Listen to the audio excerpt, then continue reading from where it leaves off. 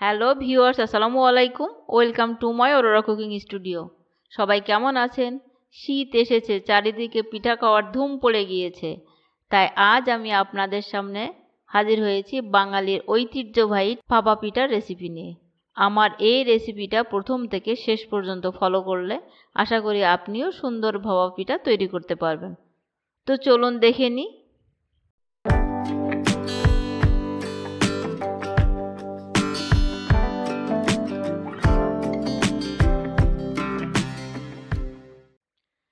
আমি এখানে পিঠাটা তৈরির জন্য নিয়েছি 2 কাপ শুকনা চাউলের গুঁড়া। এখানে হাফ কাপ পানির সাথে আমি দিয়ে দিচ্ছি পরিমাণ মতো লবণ। লবণটাকে পানির সাথে একটু ভালোভাবে গুলে নিচ্ছি। এখন এই পানি আমি চাউলের গুঁড়ার ভিতরে অল্প অল্প করে দিয়ে গুঁড়াটাকে মেখে নিব। ভাপা পিঠা তৈরির সময় কখনোই পানি একবারে দিবেন না, এভাবে বারে বারে পানিটা দিয়ে আমি গুঁড়াটাকে রেডি করে নিব।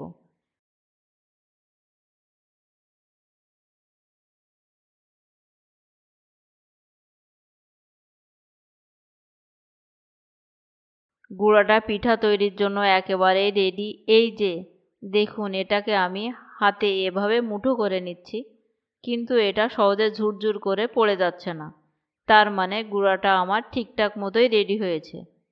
এখন এই গুঁড়াটাকে আমি 10 মিনিটের জন্য রেস্টে রেখে দিব।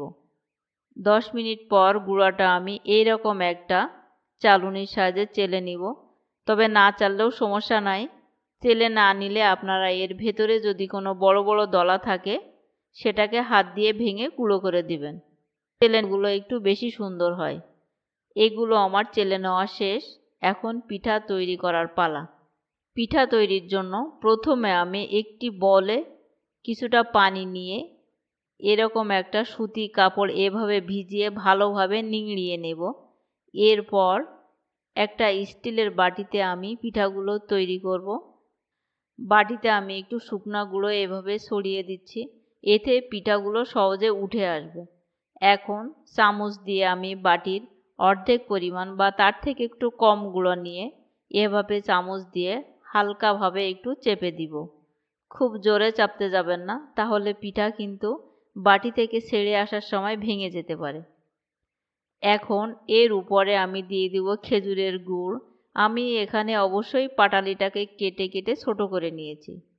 ভাপা পিঠাটা অবশ্যই খেজুরের গুড় দিয়ে তৈরি করার চেষ্টা করবেন, তাহলে খেতে বেশি টেস্টি হয়ে থাকে। গুড়টা দিয়ে এর উপরে আমি দিয়ে দিব নারকেলের কোড়া। আমি একটু বেশি পরিমাণই নারকেল দিব। নারকেলটা দিয়ে উপরে আবার একটু ছড়িয়ে দেব গুড়। গুড়টা দেওয়া হয়ে গেলে এর উপরে আমি চাউলের গুঁড়াটাকে দিয়ে ঢেকে দিব। চাউলের গুঁড়াগুলোকে দিয়ে এভাবে আমি চামচ দিয়ে হালকাভাবে চেপে নিব।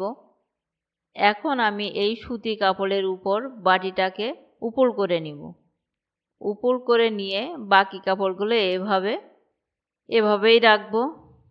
আমার কাপড়টা একটু বড় হয়ে গিয়েছে, কারণ এই কাপড়টা দিয়ে আমার আরও অনেক কাজ করতে হয়, তাই এটাকে কাটতে পারলাম না। এখন বাটিটা সহ পিঠাটাকে আমি এরকম একটা ছাঁকনির উপরে দিয়ে দিলাম। এরকম ছাঁকনি আমাদের প্রায় সবার বাসায়ই থাকে।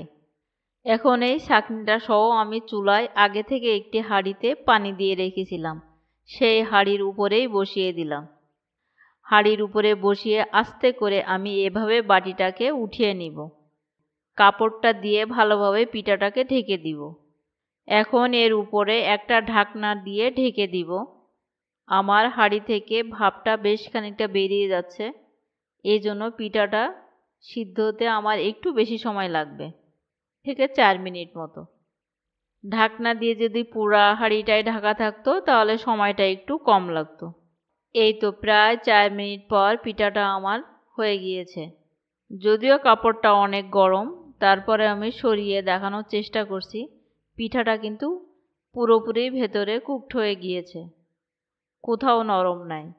এই যে এটাকে আমি এখন কাপড় থেকে সরিয়ে দেখাচ্ছি। দেখেন পিঠাটা কিন্তু খুব সুন্দরভাবে কুকড হয়েছে। একটা কথা বলে রাখি, প্রতিবারই পিঠা দেওয়ার আগে কাপড়টাকে ভালোভাবে ধুয়ে নিংড়ে নেবেন, আর হাঁড়ির পানিটা কমে গেলে অবশ্যই আরেকটু পানি দিয়ে নেবেন।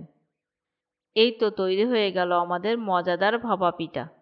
তো ভিউয়ার্স, কেমন লেগেছে আমার ভিডিওটা?